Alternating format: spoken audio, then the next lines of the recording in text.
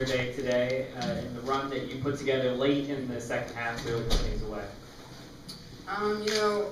It was kind of an up and down game. There were a lot of runs. You got to hand it to Illinois. They never held their heads down, so gotta give to them on that. But the run, I think we just stuck together when it got hard, and we could have hung our heads when they came back on us, but we just stuck together even more, got some stops, and that led to our offense.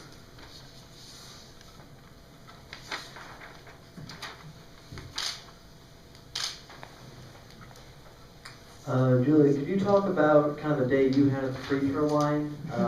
You took 12 free throws, hit all of them, and the free throw discrepancy, you guys shot twice the free throws that Illinois did. That looked like a huge part of this game.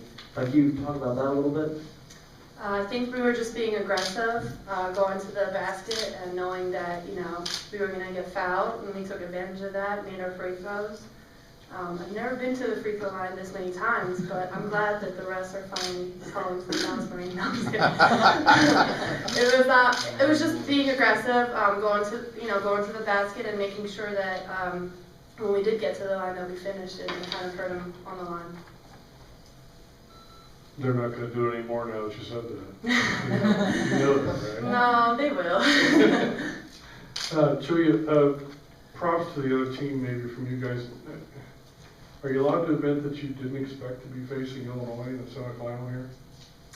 Honestly, I wasn't surprised. I think, they really had nothing to lose, and I think that they came into the Big Ten tournament just like any other Big Ten team. This conference is extremely competitive, so I think that any team on any given night can win. So I wasn't really surprised. I was, happy for them, but I knew that we were gonna take care of that.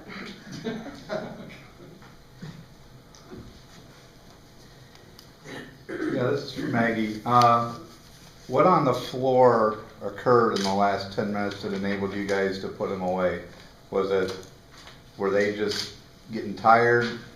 You guys just feel it, or what happened out there? What was the big thing that occurred? One of the things I noticed when I was out there was our bigs were just cleaning up the rebounds and making it really hard for the Illinois guards when they would drive to the basket. I mean, they were influencing so many shots and then getting the rebounds and getting out to the guards on the run. So I think it had a lot to do with our post players just taking care of it, rebounding the ball so well. Thank you. This one's for Maggie.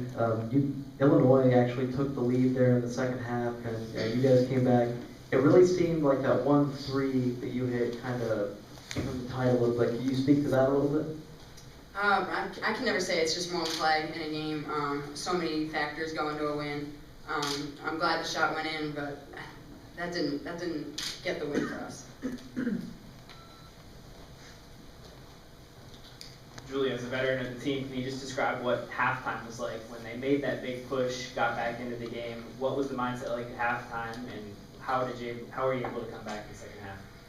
The mindset at halftime, of course we were pretty disappointed in ourselves for letting them get back in the game. But I think that, we knew they were going to make a run or two. So it was kind of like we were just encouraging each other, and we knew that we had to come out in the second half. We're usually a second half team, so I think that plays to our advantage. And we weren't really discouraged. We knew that we just needed to take care of business and play our game. And D up, really. We couldn't let them get any uncontested shots, any second chance opportunities from rebounds. So, like Maggie said, I think that our post really cleaned up the board, and we created some turnovers, and that sparked our offense.